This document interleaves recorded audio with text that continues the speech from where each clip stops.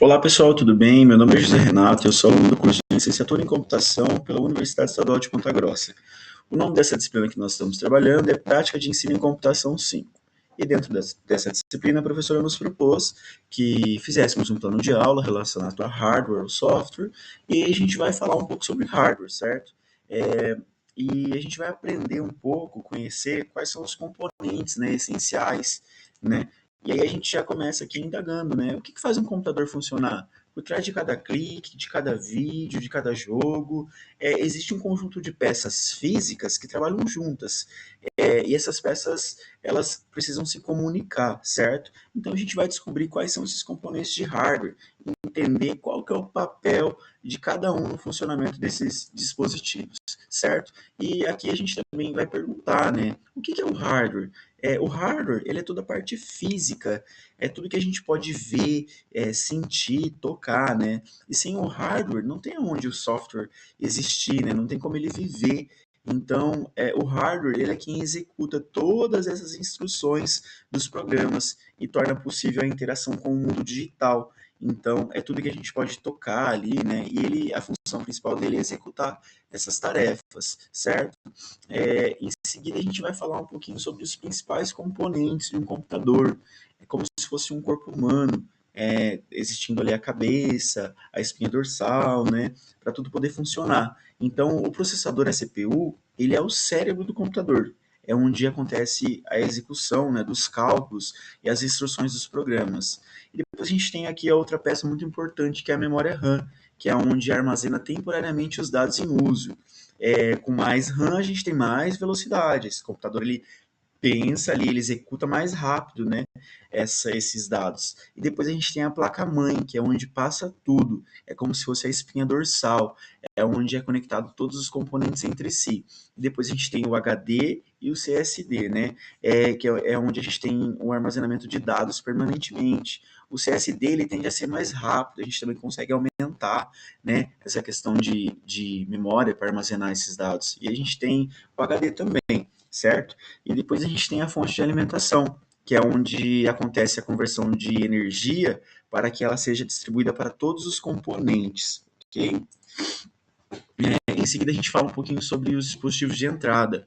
Geralmente, os dispositivos de entrada é tudo que a gente pode ver, né? Tudo que a gente pode tocar, sentir.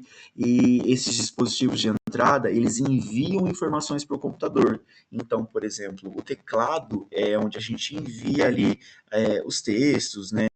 Os comandos e atalhos. Depois a gente tem um mouse, que é onde a gente controla o cursor e seleciona elementos na tela. E depois a gente tem um scanner, que é onde a gente digitaliza documentos e imagens físicas, e o microfone, né, que ele captura a nossa fala, os áudios e as gravações, enfim. Depois a gente tem os dispositivos de saída, que são monitor, impressora, caixa de som e projetor. O monitor, ele nos exibe, né, a imagem, os vídeos, as interfaces gráficas. Depois a gente tem a impressora, que produz cópias físicas de documentos e imagens, as caixas de som que reproduzem áudios, músicas e efeitos sonoros, e por fim o projetor ali, né, que amplia a imagem para apresentação em grandes telas. Então, com isso, a gente tem o hardware no dia a dia, né, e ele está muito presente em computadores, na televisão, os smartphones, tablets, videogames, e enfim, depois a gente faz uma atividade interativa para fixação de conteúdos, né? Do que a gente falou aqui, por exemplo, qual componente é este aqui? Dica, é o cérebro do computador. O que é o cérebro do computador? É a CPU, né? E para que serve a RAM? Ela armazena dados temporariamente, né? A dica que a gente pode dar para que esse aluno fixe esse conteúdo, certo? Também a gente tem qual a diferença entre HD e CSD, né? Que um é mais rápido que o outro.